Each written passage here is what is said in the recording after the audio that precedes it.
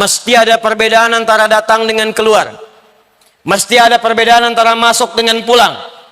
Mesti beda. Karena itu tempat belajar dalam Al-Quran disebut dengan majlis. Jamaahnya disebut dengan majalis. Quran surah ke-58 ayat 11. Ya ayyuhalladzina amanu, iman. Idza qila lakum tafassahu fil majalis, majlis. Jika dikatakan padamu luaskan, share, luaskan tempatnya di majlis-majlis. Majlis berasal dari kata jalasa. Apa artinya jalasa? Bukan sekedar duduk. Asalnya bukan duduk. Asalnya berpindah tempat. Kalau Anda pindah dari karpet duduk, pindah ke kursi. Atau Anda berdiri, maka orang Arab akan mengatakan tafaddal ijlis. Pindah ke tempat yang lebih tinggi. Tapi kalau Anda sedang berdiri diminta duduk, pindah rendah.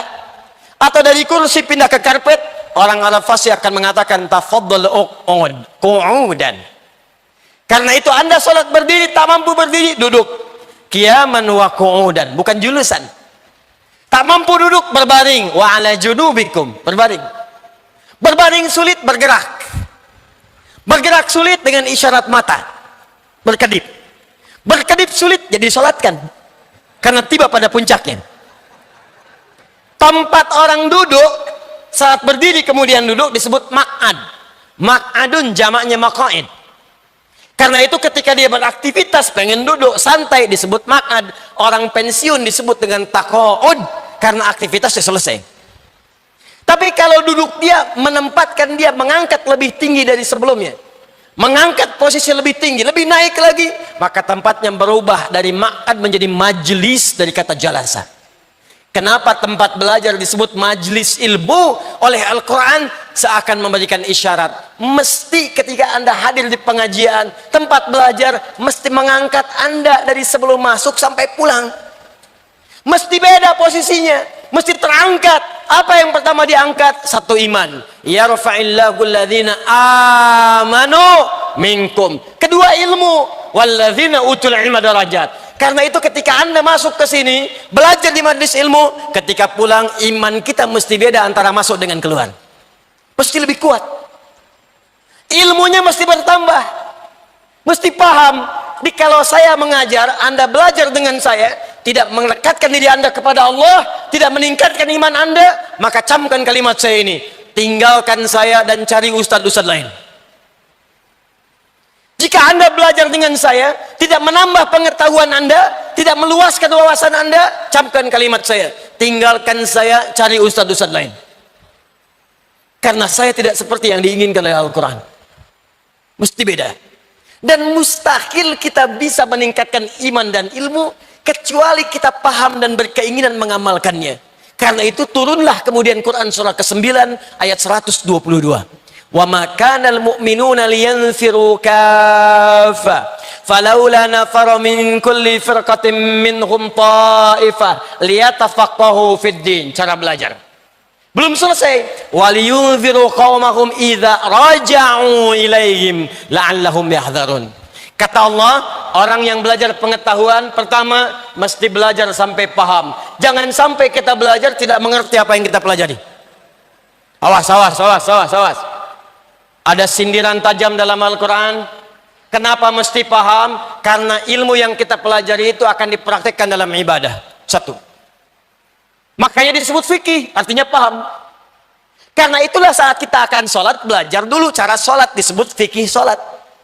Fikih zakat, fikih haji. Maksudnya bukan sekedar belajar, belajar sampai paham. Coba lihat sindiran Al-Quran. Tajam sekali walaupun halus. Kata Allah, ada orang sholat, bahkan tidak paham apa yang ia kerjakan dan ia lakukan dalam sholatnya. Ada orang sholat, gak paham yang dia baca dalam sholatnya. Berapa ribu kali Anda ruku? Berapa ribu kali Anda sujud? Sudah berapa lama Anda sholat? Pertanyaan saya, dari sekian ribuan kali ruku dan sujud, berapa persen bacaan sholat yang Anda pahami? Jangan-jangan selama ini kita sholat, kita nggak ngerti yang dibaca. Ruku nggak paham yang diungkapkan. Sujud tidak mengerti yang dibacakan. Bagaimana sholat kita bisa khusyuk? Bagaimana sholat kita bisa nikmat? Yang kedua kata Quran, setelah kalian mengerjakan pengetahuan itu, maka pulanglah, amalkan ilmu kalian, sampaikan pada orang yang tidak belajar di kampung-kampung kita itu.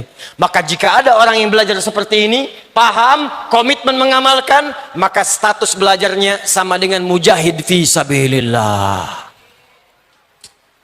Karena ayat ini diturunkan untuk mengajak orang-orang yang sedang senang berjihad untuk diberikan alternatif pada jihad bentuk yang lain, yaitu jihad dengan ilmu. Sama persis kata Allah, yang berangkat ke medan perang, yang berjihad di medan perang, dengan yang belajar di majelis ilmu, maka nilainya sama-sama mujahid. Kalau wafat statusnya syahid, di surganya bersama Nabi SAW. Turun Quran surah keempat ayat 69.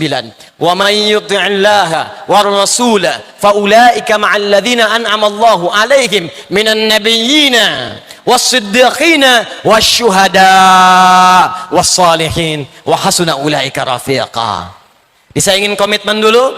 Siap insyaallah kita memahami? Siap mengamalkan?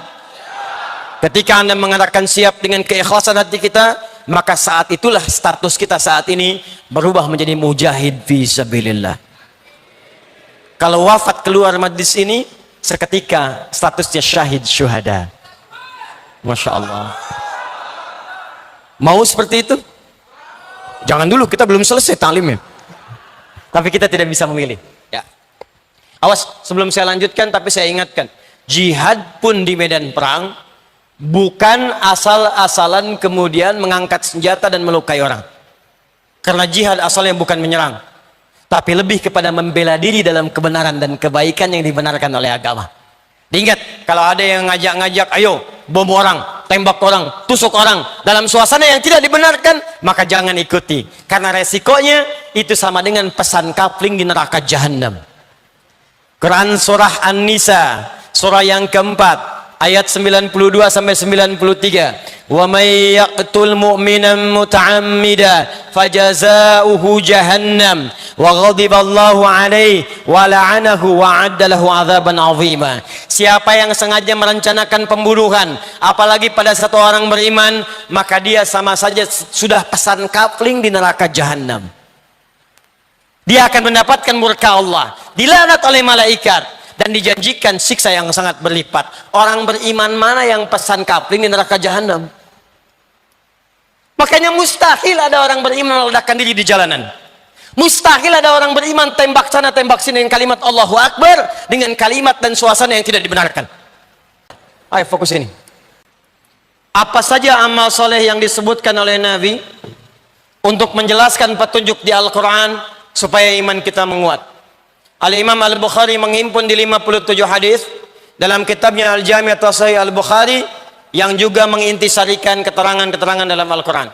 Perhatikan, setidaknya ada beberapa amalan-amalan pokok yang kalau dikerjakan akan meningkatkan iman, bahkan memunculkan kenikmatan iman yang disebut dengan halawatul iman. Satu, saya agak cepat langsung ke eksekusi amalan. Amalan yang paling pokok, satu, salat. Salat. Karena itu ketika Allah menyebutkan kalimat iman pertama dalam Al-Quran, setelahnya langsung bersanding dengan kalimat salat. Al-Baqarah ayat 3. Alladzina yu'minuna bil ghaib wa yuqimunas shalah. Dan kalimat imannya berubah jadi fi'il mudhari. Dari amanu jadi yu'minun. Silakan lihat. Biasanya Allah panggil ya ayyuhalladzina amanu, ya ayyuhalladzina amanu. Yang ini spesial. Begitu kita diminta mengerjakan salat, kalimat imannya berubah menjadi fi'il mudhari. Alladzina yu'minun, bukan amanu. Fi'il mudhari punya 3 arti. Lebih bergerak dibandingkan fi'il madhi. Dalam bahasa Inggris disingkat dengan present, continuous, dan future. Sekarang, terus menerus, dan sampai kapanpun. Jadi ada amalan yang kalau kita kerjakan dengan baik, maka amal itu akan menjaga iman kita dari sekarang terus menerus sampai kapanpun saat kita kembali kepada Allah Subhanahu wa Ta'ala. Seakan Al-Quran ingin mengatakan, hei kalian yang sedang beriman kepada Allah yang gaib, yang tak tampak dalam pandangan, kalau iman kalian ingin terus kalian pertahankan, terus kalian jaga, tertanam dalam jiwa, baik sekarang, terus menerus, sampai kamu kembali kepada Allah Subhanahu wa ta'ala. Saya turunkan amalan yang kalau engkau kerjakan itu, maka akan hadirlah sifat iman seperti itu.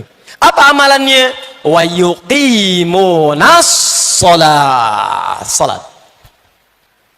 Karena itu cek, semua nabi yang pernah bertugas di bumi, semuanya sholat. Untuk mempertahankan iman mereka kepada Allah dan menunjukkan kepada kita saking pentingnya sholat, semua nabi sholat, Pak. Di sholat itu ibadah pokok yang tidak hanya diperintahkan pada Nabi Muhammad SAW dan umatnya, tapi semua nabi yang pernah bertugas di bumi semuanya sholat. Nabi Musa sholat, buka Quran surah ke-20 ayat ke-14. Kata Allah, innani anallahu la ilaha illa ana fa'budni. Saya Allah, tidak ada Tuhan selain saya yang layak dipertuhankan, maka sembah saya. Bertanya Musa, bagaimana ya Allah cara menyembahmu? Wa aqimis sholata li dzikri. Tunaikan salat sebagai zikir kepadaku. Nabi Musa salat. Nabi Zakaria salat. Buka Quran surah ketiga ayat 38 sampai 39. Hunalika da'a Zakaria rabbah. Qala rabbi habli min ladunka dzurriyyatan thayyibah innaka sami'ud du'a. Di mihrabnya itulah kemudian Zakaria berdoa kepada Allah Rabbnya, ya Allah anugerahkan saya keturunan. Mereka mengatakan saya nggak akan punya keturunan karena saya terbatas. Saya minta kepadamu yang tidak punya batas dalam pemberian. Engkau pasti mendengar doa saya. Kapan doa itu disampaikan? Ayat 39-nya. Fanadatul malaikatu wa huwa qaimun yusalli fil mihrab. Annallaha yubashshiruka bi Yahya. Maka datang malaikat memberikan kabar gembira. Allah menjawab doamu. Kapan doa itu disampaikan? Saat beliau sedang sholat, masih berdiri dalam sholatnya di mihrab. Nabi Zakaria sholat. Nabi Isa alaihissalam, Yesus Al-Masih, Mesiah, Nabi Isa sholat. Buka Quran surah ke-19 ayat 31 sampai 33. Nabi Ismail alaihissalam, kakek moyang yang Nabi Muhammad SAW yang ke-29 sholat. Buka Quran surah ke-19 ayat ke-55. Bahkan beliau meminta keluarganya semua sholat. Wa kana ya'muru ahlahu bis shalah. Urutkan sampai ke atas. Muhammad sallallahu alaihi wasallam bin Abdullah bin Abdul Muttalib bin Hashim bin Abdul Manaf bin Qusay bin Murrah bin Kilab bin Ka'ab bin Ghalib bin Fihr bin Malik bin Nadar bin Kinana bin Khuzaimah bin Mudrika bin Ilyas bin Nizar bin Mudar bin Ma'ad bin Adnan bin Addi bin Adri bin Muqawwam bin Nahur bin Talih bin Ya'rub bin Yasjub bin Nabit bin Ismail alaihissalam bin Ibrahim alaihissalam bin Azar atau bin Nahur bin Abir bin Kinan bin Arfakhshad bin Sam bin Nuh alaihissalam bin Mikhlail bin Matushalah bin Kinan bin Anwas bin Thith bin Adam alaihissalam. Kalau ditarik dari zaman Rasul Nuh alaihissalam sampai ke Muhammad sallallahu alaihi wasallam, maka muncul langsung satu ayat di Quran surah keempat An-Nisa ayat 163. Inna awhayna ilaika kama awhayna ila Nuhin wan nabiyina min ba'di. Muhammad, kami berikan wahyu kepadamu, wahyu yang sama ketika kami turunkan kepada Nuh saat diangkat menjadi Rasul dan nabi-nabi setelahnya sampai dengan kepadamu. Semua sholat. Dibayangkan semua nabi sholat. Anda bukan nabi, nggak sholat. Anda siapa? Makanya ketika kalimat iman disampaikan dengan kebahagiaan, qad aflahal mu'minun, masih ingat? Orang beriman akan bahagia. Kapan dia bahagia? Teruskan ayatnya. Alladzina hum fi salatihim khashi'un. Salat. Makanya saat panggilan salat dikumandangkan, kalimat bahagianya muncul. Hayya 'alas shalah. Anda bertanya, ya Allah, kenapa saya mesti salat? Perhatikan jawaban Allah. Lewat suara muadzin itu. Hayya 'alal falah. Falah. Saya panggil kamu salat supaya kamu bahagia. Supaya kamu sukses.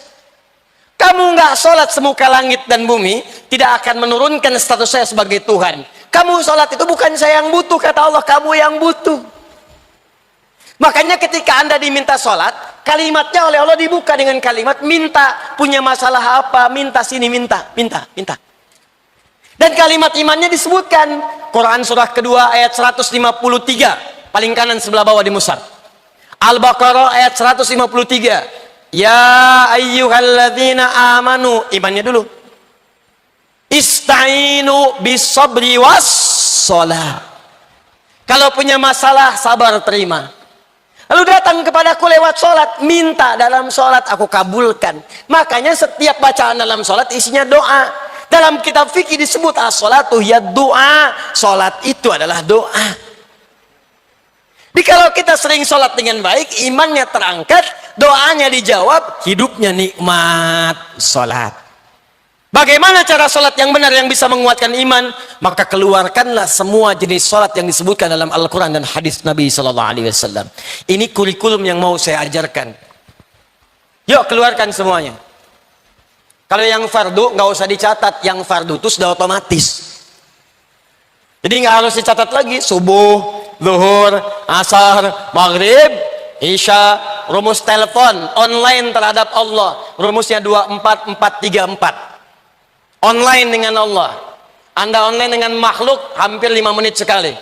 Online dengan Allah diminta cuma 5 kali, itu pun telat.